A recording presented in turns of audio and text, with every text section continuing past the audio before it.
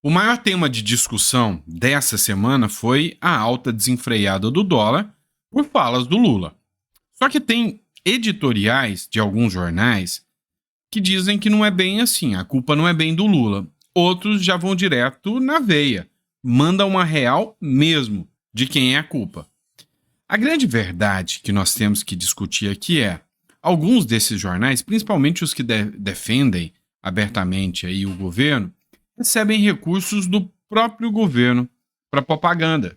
Então, a gente sabe, né, o porquê que tem uma defesa tão acirrada assim do governo. Vou dar um exemplo para vocês. Olha só a matéria do UOL Economia.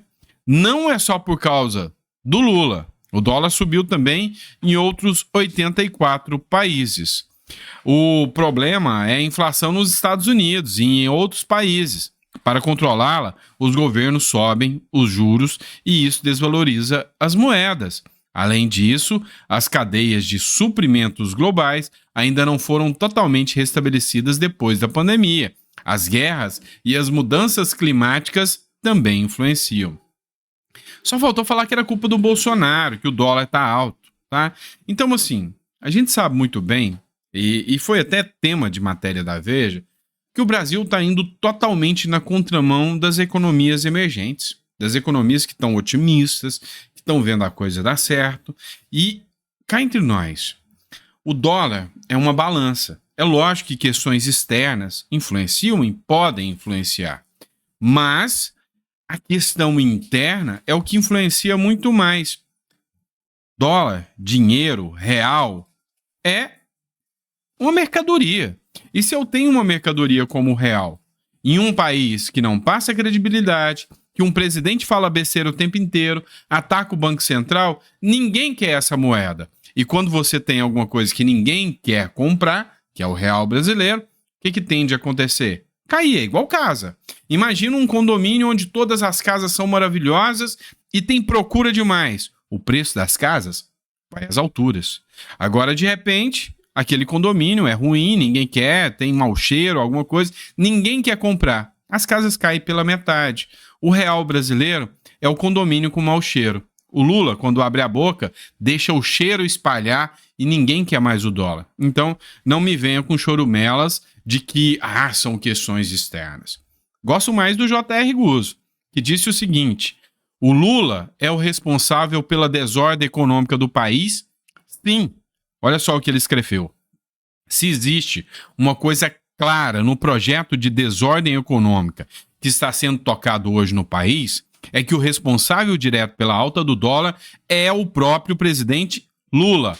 É raro que um chefe de governo apareça como principal agente de ataques contra a moeda de seu país. Mas é o que está acontecendo. Lula sabe muito bem que, se falar as coisas que ele fala, todos os dias o dólar vai subir e o real vai se desvalorizar. Não tem como, mas é precisamente isso que continua a fazer. Repete sem parar que o presidente do Banco Central, o único que realmente trabalha hoje contra a inflação, é um delinquente. Diz que o problema não é cortar gasto, num governo que fechou o mês de maio com o estoque da dívida federal em quase 7 trilhões, mas aumentar imposto. Afirma que o déficit público é uma bobagem e que o governo tem que gastar mais e não menos. Cirúrgico. Devia dar aula para os outros jornalistas para que eles entendam um pouquinho. Imagina você indo comprar um imóvel onde o corretor fala mal do imóvel. Você vai comprar? É difícil. Então, assim, essa questão do dólar, essa questão do real, sabe, tá mais do que superada. Situação que o povo brasileiro sabe. Olha só essa matéria do Conexão Política. Uma pesquisa mostra que os brasileiros estão decepcionados com Lula. Cadê a picanha e a cervejinha? Não vai ter a picanha e a cervejinha. E o brasileiro já entendeu. E sabe que parte dessa responsabilidade é, sim, da atual gestão, que não tem projeto econômico nenhum. E aí teve um cara, tá? É pouco conhecido, vocês não sabem muito bem quem ele é, mas ele deu uma declaração, parecia que ele estava prevendo o futuro. Ele falou da questão econômica no país. Eu vou colocar esse cara falando, se você conhecer ele, coloca no comentário aqui quem é ele que está falando isso e em que momento ele falou. Escuta só comigo aqui. E eu estou mostrando um fato gravíssimo. Ele quebrará o Brasil. O próprio Henrique Meirelles falou há pouco, em matéria, se eu não me engano, no Poder 360, onde ele diz que não decidiu ainda pelo futuro ministro da Economia. O mais possível, segundo Meirelles, é que ele adote uma política econômica semelhante ao da ex-presidente Dilma Rousseff. Lá atrás, o Palocci foi o ministro voltado para a corrupção. E o da Dilma, o Manteiga, foi para simplesmente a péssima gestão. Tanto é que o Brasil entrou em recessão 2015 e 2016. Fatos. E eu... Estava errado? Pois é, parece mais atual do que nunca, né? Mas assim, a carta estava desenhada, a regra do jogo estava desenhada. O Ciro Gomes também falou isso que o Bolsonaro falou. Também falou a mesma coisa. Então, assim, não havia projeto econômico. Quando você perguntava qual é o projeto econômico do país? Picanha e cervejinha. Mas como? Não, picanha e cervejinha. O pobre vai voltar a usar o aeroporto. Não, vai voltar a ter a casa própria. Como? Não sei. É do jeito que a gente tá fazendo aí. E as críticas, sabe? Não vem. Parece assim que o sistema não tem nem... Parece não, realmente o sistema não tem um pingo de vergonha na cara. Olha só, poucos jornais corajosos têm coragem de mostrar o que efetivamente está acontecendo com o Brasil. Como, por exemplo, essa matéria do R7, que merece parabéns. O Brasil tem mais mortes por dengue em 6 meses desse ano da gestão Lula do que nos últimos 7 anos somados. Então, nesses 6 meses, morreu mais gente de dengue no Brasil do que os últimos 7 anos todinhos. E aí eu te pergunto, cadê a galera da pandemia? Cadê a galera que criticava o Bolsonaro durante a pandemia? E imagina o Bolsonaro apresentando esses números. Em 6 meses, mais gente morta do que em 7 anos de pandemia. O Brasil acumulou 4.367 mortes por dengue desde o começo do ano. O número é maior do que a soma dos óbitos registrados entre 2017 e 2023, tá? Que foi 4.331. Então morreu menos gente nesses anos, desde que a Dilma saiu até o Lula voltar, do que só em 6 meses do governo Lula. E cadê a galera que reclamava da pandemia, da saúde, da ciência? Outras 2.659 mortes estão sendo investigadas ainda, com grande probabilidade. Se for, o número vai quase que dobrar, tá? O número deste ano é o mais alto da série histórica. O registro mais alto era, até então, em 2023, ainda no governo Lula, com 1.179. Ah, pelo amor de Deus, cadê as críticas? Se isso aqui fosse um país sério, tinha que criticar o Lula da mesma forma que criticaram o Bolsonaro na pandemia, né? Porque durante a pandemia vocês viam jornais aí eloquentes. Oposição, cadê a oposição? E a CPI da dengue? Porque quando o PT era oposição, a esquerda era oposição, fizeram a CPI da Covid. Vocês ficaram lá babando e olhando. Estão fazendo CPI da Covid. Acabou com a reputação do Bolsonaro. Cadê vocês? Cadê a CPI da dengue?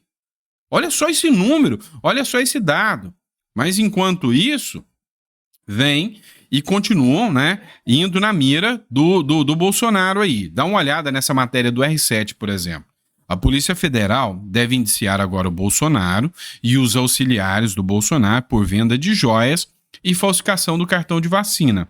Eu já falei muito sobre isso aqui com vocês, tá? Então, não vou repetir muito, eu já dei o meu posicionamento sobre isso aqui. A Polícia Federal deve indiciar o ex-presidente Bolsonaro e auxiliares dele por falsificação de certificado de vacina da Covid-19 e vendas ilegais de joias presenteadas por autoridades internacionais, segundo apurou o R7. Vamos lá. Venda das joias. O que eu já falei? Eu acho imoral. Mas ilegal não é até que lei defina. Isso é crime. Tem uma resolução do TCU que diz que depois que a Dilma e o Lula saíram levando containers, né, de presentes, depois que o Lula pega um reloginho que o Jacques Chirac deu, que ele nem tinha declarado, e que se descobre que era dele, e o TCU fala, não, Lula, pode ficar, tá? vem com esse papinho de indiciar o Bolsonaro. Então, não dá para colar, tá? Agora, o que eu digo? É o seguinte, o TCU, ele não cria lei penal, não tem condição. O Congresso é que devia regular isso aí. Então, eu não vislumbro crime. Estou falando como advogado, eu não vislumbro crime. Mas eu vislumbro que é imoral, sim. Eu acho absurdo qualquer um, seja presidente da República. Eu acho absurdo o relógio do Lula ficar com ele e acho absurdo o Bolsonaro também ficar com qualquer outra joia. Eu sou contra. Por quê? Já disse para vocês, é mais ou menos o policial que ganha um presente. De repente, ele é chamado para fazer uma operação em uma festa que está acontecendo. Chega lá, o cara que está brigando é o cara que deu o presente para ele. Ele vai ter um tratamento diferente. Então, assim, na minha visão, eu já disse, enquanto não apresentarem um projeto de lei estabelecendo que, olha, o limite para presente que fica com o presidente é de até 10 mil reais. Passou de 10 mil reais, fica para a União. Acabou o problema. Acabou o problema. Vocês entenderam? Então, assim, fica nessa aí de, depende da interpretação, é porque querem fazer firula mesmo. E aí vem a Bárbara, do Te Atualizei, escreveu o seguinte: o Bolsonaro foi indiciado por cartão de vacina. Oi? E sobre as joias que não causaram dano de 1 centavo à União? O Dilma, né, ela chama aqui o Lula, né, continua exibindo seu relógio de luxo presenteado por um presidente e tomou a vacina da dengue antes sequer de existir a campanha de vacinação. Mas é pela democracia? Sim, confia. Viva o Estado Democrático de Direito. E é isso, cara, assim, é tão escancarado que não precisa nem ter o tic-tac funcionando normalmente. Só se o Tico ou só se o Teco já estiver indo bem, você já vê que é coisa insana. E não esqueça que a Polícia Federal indicia o Bolsonaro, anuncia para a imprensa antes e depois ainda tem uma liberação de não sei quantos milhões de reais aí do Lula para a Polícia Federal. Parece que é um acordão, né? Então, assim, é tenso, né? Dá essa impressão, é tenso a gente ficar vendo isso aí com tanta coisa absurda acontecendo no nosso país, né? Mas vamos lá, pessoal. Vocês viram que o título aí tem muita gente na rua e tal, contra o governo, e eu tô torcendo para ver a coisa pegar fogo, tá? Matéria do Conexão Política. Inelegível pelo STF da Venezuela, a opositora de Maduro arrasta multidão nas ruas do país. Assim, não sei se vocês percebem, mas tem muita coincidência com o Brasil. Mas muita coincidência mesmo. A principal concorrente do ditador Nicolás Maduro, que é amigo de um certo presidente que vocês conhecem. A Maria Corina Machado, ela foi declarada inelegível pelo Supremo da Venezuela. Cometeu algum crime? Não, nada. Só não pode concorrer, né? Por quê? Porque você está vendo o povo na rua. O povo na rua está do lado dela. Então foi declarada inelegível, continua a arrastar multidão de apoiadores, mesmo diante da inelegibilidade. A força política da Corina só cresce com registro de apoiadores em todas as partes do país. Em um vídeo recente, a opositora é vista no capô de um carro, de um automóvel, em agenda política. Ela é cercada pelos venezuelanos que sinalizam aval à sua candidatura, alvo da anulação do judiciário. Pois é, a situação é assim que está lá. Sabe, qualquer semelhança talvez não seja mera coincidência, não. E é assim que está acontecendo a partir de agora, tá? Então o povo vai para a rua, o povo manifesta, o povo tem suas preferências, mas é o Supremo que diz, nesse você não pode votar. Não, esse não. Esse você não pode votar. Todo poder emana do povo, mas nesse o povo não escolhe. Vocês entenderam o que está acontecendo agora na Venezuela. Vamos lá, pessoal. O Lula está sendo alvo de muitas críticas, e foi o Gil Diniz, deputado, que fez essa publicação. Olha, o que essa turma, que assim, o pessoal ainda é meio retrógrado, né? Esqueceu? É que hoje o celular tá lá para pegar e captar tudo. Tem um vídeo onde supostamente, tá? Supostamente, o pessoal estava treinando os meninos para recepção do Lula, tá? Esse vídeo que foi publicado aqui, divulgado pelo Gil Diniz. Olha só e me diz se você acha que realmente foi isso. Olha o vídeo de cima e depois o de baixo. Aí explica aí, Lula, Lula, Lula, Lula, Lula, Lula, Esse é o treinamento. Esse com os mesmos meninos, a realidade.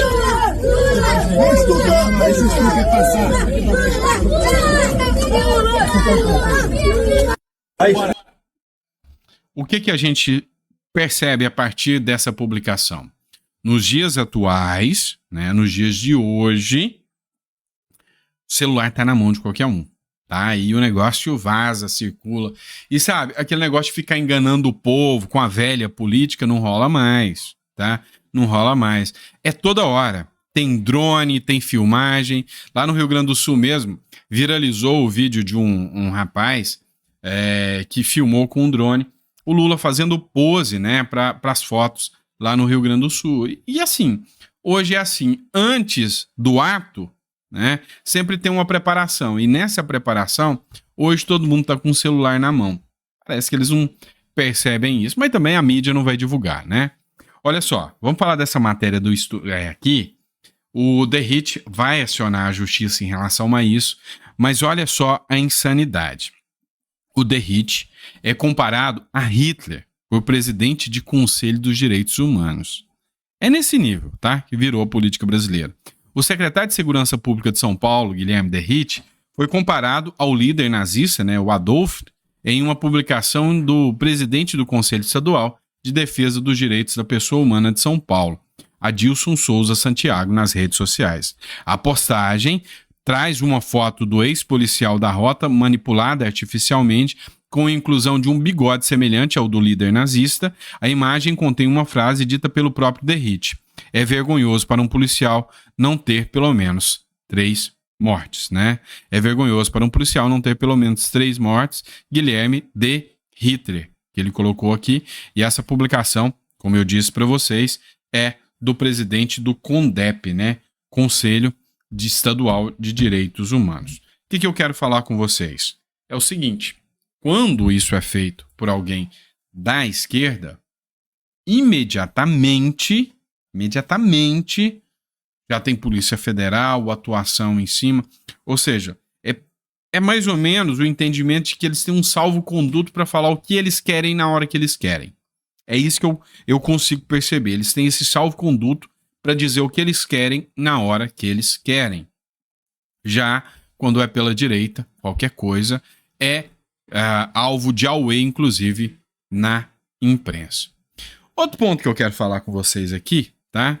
É o seguinte. Tá rolando uma briga aí entre o Pavinato e alguns outros influenciadores.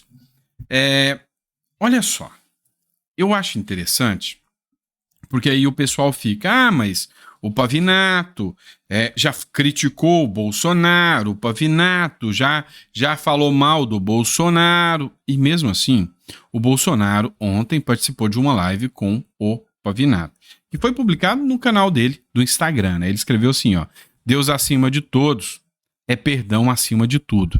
E ele pediu perdão ao Bolsonaro, tá? Então, assim, antes de mais nada, eu acho uma coisa super nobre a pessoa falar, olha, ser sincera, ser honesta, tá? Isso eu acho uma coisa importante demais. Da pessoa falar, não, eu fiz críticas, eu falei, eu critiquei, mas eu estava errado.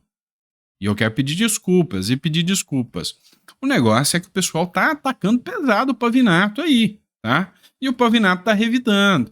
E não é assim que a direita tem que agir. Eu acho que tem, sabe, você vê que são pessoas que querem o bem do país se degladiando entre si. O caminho não é bem esse, tá? Pelo menos é só a minha opinião. Olha só esse trechinho aqui do Pavinato aqui que ele publicou, o jeito irônico dele, né? Mas olha só. Faz quase 20 anos, desde 2006, eu trabalho como advogado em Brasília, com políticos, etc. e tal. Essa carreira foi longe, depois eu virei comentarista e analista político. Então eu conheci muita gente em Brasília, muita gente. Fiz muito inimigo. Aliás, eu tenho o dom, a arte de fazer inimigo. Mas uma das pessoas que eu conheci em todos esses anos e que critiquei, e que quando eu conheci eu descobri que é a pessoa mais generosa e humana do mundo, foi o presidente Jair Bolsonaro. E amaldiçoou minha vida ainda, ele me deu a medalha do 3I, que é um imbrochável, imorrível e incomível, e esse incomível acabou com a minha vida sexual. Tudo bem, se você me der uma honra para participar com mais tempo no futuro, ficarei muito, muito feliz. Mas você sabe... E é isso, né? Quem quiser assistir, vai no canal dele e assiste. Mas assim, o que eu tô falando justamente é isso, né? É de você entender que, cara, não existe político perfeito. Não existe pessoa perfeita. Quem dirá político? Então, assim, o cara, às vezes, ele tem críticas a uma ação, crítica a outra, por exemplo. Eu mesmo falei pra vocês que eu tive críticas. Uma das coisas que me deixou chateado na época, vocês lembram na época que os caminhoneiros falaram, não, agora vai parar. E o Bolsonaro veio e falou, não para, não. Eu critiquei. Então, assim, todo mundo é alvo de crítica porque erra. Vocês me criticam o tempo todo e eu acho ótimo. Quando eu venho aqui e dou uma opinião que vocês não concordam, vocês falam, cara, não concordo com você, você tá errado. E as opiniões, a beleza é essa, ter as coisas diferentes.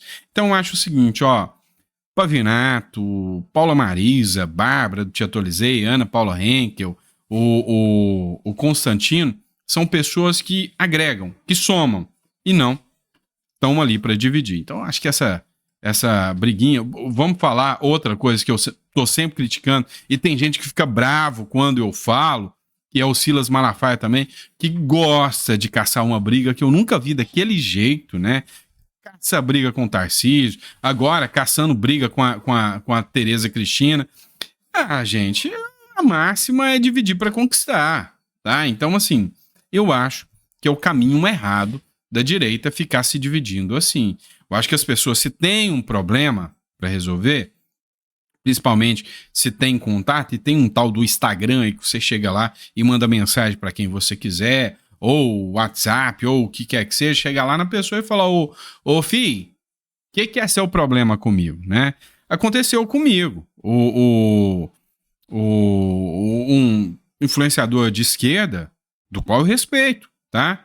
Não concordo com muitas coisas, mas respeito, que é o Portal do José, veio e fez algumas críticas comigo, eu fui lá e conversei, e assim, é assim que é a beleza da coisa. O cara foi super respeitoso, não, realmente, a gente tá em lados opostos, mas tem que ter educação sempre, e é isso, tá? Então eu tenho uma boa relação com todos, de direita, esquerda, não importa, tá? Você debate ideias, e nas ideias, se debate discutindo ali, e sabe, as brigas pessoais ficam em off, tá? Pelo menos eu penso assim, se tem uma coisa que a direita não precisa agora, é desunião, tá? Eu tenho essa visão, tá? Tô errado? Coloca no comentário se eu tiver errado aí, só não me xinga, tá bom? Obrigado, pessoal, fica com Deus, vejo vocês no próximo editorial.